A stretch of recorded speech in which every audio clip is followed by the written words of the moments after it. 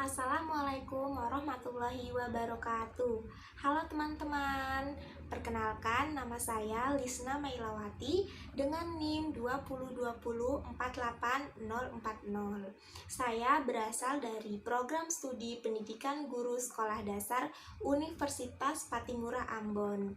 Baik teman-teman, di sini demi memenuhi tugas ujian akhir semester saya dalam mata kuliah pendidikan inklusif, di sini saya akan menjelaskan mengenai materi yaitu pendidikan inklusi pada anak tunanetra. Baik teman-teman semua, di sini saya akan langsung saja masuk kepada materinya, yaitu mengenai anak tunanetra. Pastinya kata tunanetra sudah tidak asing lagi di telinga kita ya. Mungkin banyak teman-teman semua yang sudah mengetahui apa itu sebenarnya anak tunanetra. Ya, baik, pertama-tama di sini saya akan menjelaskan apa pengertian dari tunanetra. Jadi, tunanetra adalah anak yang mengalami permasalahan pada fungsi penglihatannya, sehingga mereka mengalami permasalahan dalam berorientasi dengan lingkungannya melalui indera penglihatan dan membutuhkan pelayanan pendidikan khusus. Ya teman-teman, jadi itu tadi pengertian dari anak tunanetra. Jadi kita bisa menyimpulkan bahwa anak tunanetra yaitu anak yang mengalami gangguan penglihatan atau permasalahan dalam fungsi penglihatannya. Jadi saya lanjutkan di sini berdasarkan kacamata pendidikan, penggolongan ketunanetraan berdasarkan ketidakmampuan melihatnya digolongkan atau diklasifikasikan menjadi 3. Jadi yang pertama yaitu buta total atau kategori berat, di mana seseorang hanya memiliki sedikit persepsi tentang rangsangan cahaya yang diterima, atau mungkin tidak mampu mengidentifikasi apapun dengan kemampuan penglihatannya. Sehingga dengan kata lain bisa kita sebutkan bahwa buta total ini kita sudah tidak bisa melihat apapun, dan kita sudah tidak bisa menggunakan indera penglihatan kita, sehingga kita hanya bisa menggunakan indera-indera kita yang lain, yaitu seperti indera peraba atau indera pendengar. Dan yang kedua yaitu low vision atau kategori sedang, di mana seseorang yang masih mampu menggunakan penglihatannya untuk membaca meskipun dengan tulisan yang diperbesar. Jadi pada low vision ini atau pada kategori sedang ini kita masih mampu menggunakan indera penglihatan kita, tetapi dengan situasi atau tulisan-tulisan yang dimodifikasi seperti tulisan yang diperbesar, yaitu lalu dengan bantuan pencahayaan yang baik atau dengan menggunakan kacamata.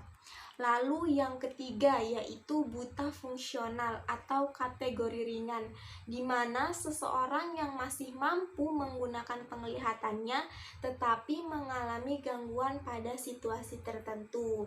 Ya, jadi pada buta fungsional ini kita masih bisa melihat dengan baik, namun kalau dalam keadaan atau situasi tertentu penglihatan kita akan sedikit terganggu. Contohnya, kalau misalkan kita membaca dalam keadaan gelap atau pencahayaan yang kurang, mungkin maka mata kita akan sedikit buram atau fungsi penglihatan kita sedikit berkurang. Baik, berikutnya di sini kita akan melihat bagaimana karakteristik dari anak tunanetra. Jadi secara fisiknya bisa kita lihat seperti mata mereka yang berair, lalu mata yang memerah, juling, terus ukuran pupil yang tidak seperti biasanya, gerakan mata yang tidak teratur atau terkontrol, lalu seringnya menggosok-gosok mata ketika melakukan suatu pekerjaan yang memerlukan penglihatan dalam jarak yang dekat.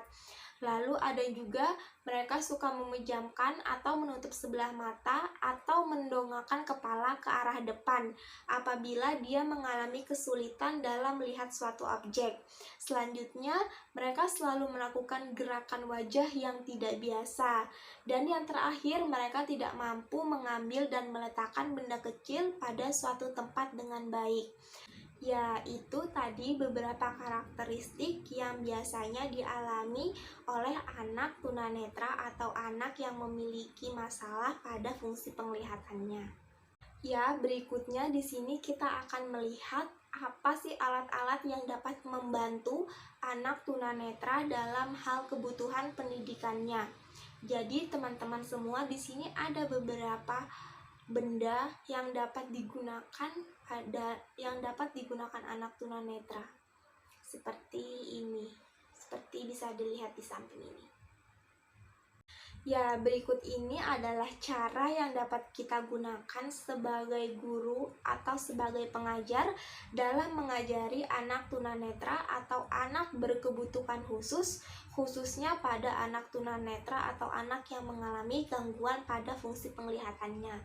Jadi yang pertama yaitu dengan mengajari anak dengan menggunakan alat bantu benda nyata atau miniatur. Yang kedua, ajari anak suatu hal secara menyeluruh. Yang ketiga, ajari anak belajar sambil berbuat atau melakukan aktivitas. Yang keempat, ajari anak sesuatu hal dengan melibatkan indera-indera lainnya seperti indera pendengaran, indera peraba, atau indera lainnya. Karena pada dasarnya walaupun anak tunanetra memiliki kekurangan dalam penglihatannya, namun indera-indera lainnya mereka itu sangat sensitif. Lalu yang terakhir, yang kelima, kita dapat mengajari anak suatu hal secara berkesinambungan dalam mengajar. Jadi kita mengajarnya tidak sepotong-sepotong, atau kita bisa jelaskan suatu hal secara lengkap, kemudian baru kita beralih ke hal lainnya.